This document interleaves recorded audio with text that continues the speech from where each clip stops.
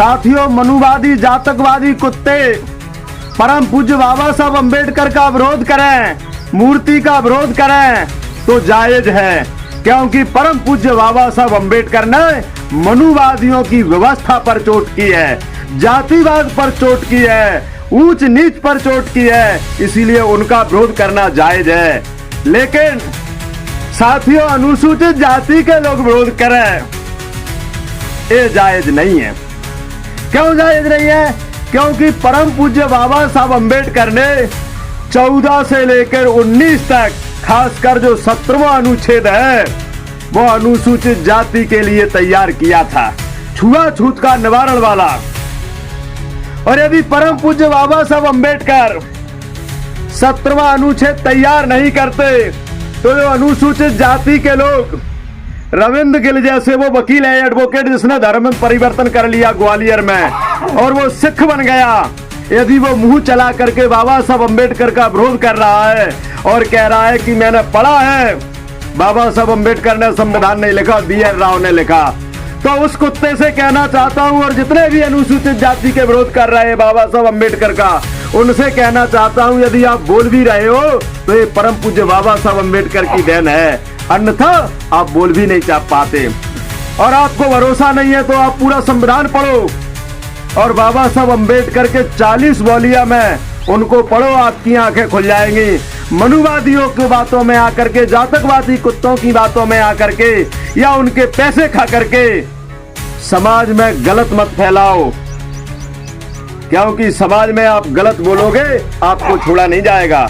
मैंने आपके बारे में जानकारी ली है और गुरुओं के बारे में मैंने पढ़ा है, खासकर सिखों के 10 गुरु हैं और 10 गुरुओं के बारे में पढ़ा है, पूरी सिक्खी के बारे में मैंने पढ़ा है, अच्छे से जाना है, समझा है। जब व्यक्ति सिंह धारण करता है तो वो ईमान बचाता है और ईमान के लिए वो सिक्खी धारण करता है और यह कसम खाता है कि कभी मैं झूठ नहीं बोलूंगा।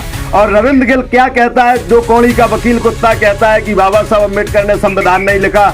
यदि बाबा साहब अम्बेडकर ने संविधान नहीं लिखा होता तो जो LLB की डिग्री लाए फिर रहा है ये भी नहीं ले पाता, क्योंकि बाबा साहब अम्बेडकर से पहले बताओ कितने अनुसूचित जाति के वकील हुआ करते थे, कितने लोग पढ़े हुआ करते थे। आप सर्च करोगे तो एक भी नहीं पाओगे। बाबा साहब अम्बेडकर की देन है कि भारतीय संविधान लिखने के बाद में, चाहे वो अनुसूचित जाति का व्यक्ति हो, चाहे वाल्मीकि का व्यक्ति हो और चाहे ब्राह्मण का व्यक्ति हो, सबको बराबर का अधिकार है, बोलने का अधिकार है, पढ़ने का अधिकार है, वो बाबा साहब अम्बेडकर की देन है। और जातकवादी कुत्ते, मनुवादी कुत्ते तो पहले कहा करते थे कि प्रेम बिहारी राय ज्यादा ने संविधान को लिखा, अब वो BR राय को कह रहे हैं। और कुछ दिन वाले बाद ये कुत्ते पता नहीं किस कुत्ते का नाम लेकर के कहेंगे कि वो उसने संविधान लिखा है। अभी तो ये प्रेम बिहारी का ले रहे थे, अब BR राव का ले रहे, और आने वाले समय में किसका नाम लेंगे ये पता नहीं, क्योंकि ये सदैव मनुवादी और जातकवादी झूठ बोलने का इनने काम किया है। ये कहते हैं, मैंने 4-6 साल पहले एक मनुवादी कुत्ता को सुना था, जातकवादियों को सुना था कि हम तो वो श्रेणी में आते हैं जिसको चाहे उसको भगवान बना देते हैं और जिसको चाहे उसे गालियां दिलवा देते हैं। तो इनकी तो वो मानसिकता है, इनने सदैव देश में भ्रम फैला करके समाज को लड़ाने का काम किया है। मानवतावादी ये कभी नहीं रहे हैं, मनुवादी कभी मानवतावादी है ही नहीं, वो तो जातिवादी है, ऊंच नीच की खाई को पैदा करने वाला है मनुवादी, जातकवादी है, वो कभी मानवतावादी नहीं है। और यदि मानवतावादी कोई है तो बाबा साहब अम्बेडकर के अनुयायी है, जिनने न्याय, बंधुता और समानता का संदेश देने का काम किया और संविधान में यही व्यवस्था बनाने का काम किया। बाबा साहब अम्बेडकर ने संविधान में व्यवस्था बनाई, एक अनुच्छेद पढ़िए, उसकी बहस देखिए। बाबा साहब अम्बेडकर एक अनुच्छेद पर 10-10 बार बहस करते थे।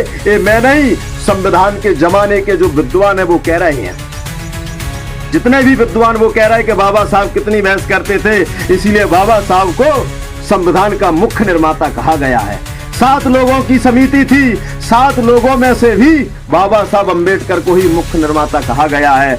लगभग 300 लोग थे, उसमें भी बाबा साहब अम्बेडकर को, उस समय जितने संविधान सभा में सदस्य थे, सबने बाबा साहब अम्बेडकर को मुख्य निर्माता कहा है।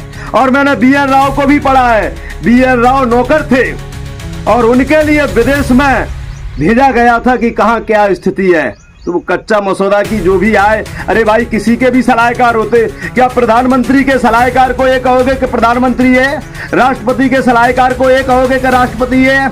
आप 1946 से लेकर के जितनी मीटिंगें हुई हैं संविधान सभा को लेकर, उनके बारे में पढ़िए, उनको देखिए, जब आपकी आंखें खुल जाएंगी कि बाबा साहब अम्बेडकर ने कितनी मेहनत की और कितनी मेहनत वो जीवन में करते रहे। आज नालायक कुत्ते उन पर सवाल उठा देते हैं। अरे नालायक हो, उनके संघर्ष को पढ़िए, बचपन से लेकर के अंतिम समय तक। यदि सबसे ज्यादा भारत में किसी ने संघर्ष किया है तो बाबा साहब अम्बेडकर ने किया है।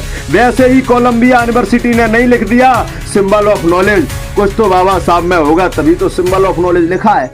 नहीं तो इतने भी भारत में लोग थे, जातिवादी इतने कुत्ते थे, क्यों इनका विदेशी में नाम नहीं है? किसी भी व्यक्ति का जातकवाद का, मनुवाद का विदेश में किसी भी प्रकार का नाम नहीं है।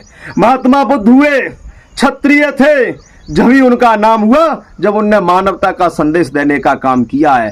आज महात्मा बुद्ध को 40 देशों में पूजा जाता है, तो मानवता का संदेश दिया तभी महात्मा बुद्ध की पूजा हुई। और बाबा साहब अम्बेडकर को विश्व में पूजा जाता है, तभी पूजा जाता समानता और मानवता का संदेश दिया और भारत का संविधान दिया, तभी बाबा साहब अम्बेडकर को विदेश में पूजा जाता है। साथियों, ज्यादा कुछ नहीं कहूंगा, कहने को तो बहुत कुछ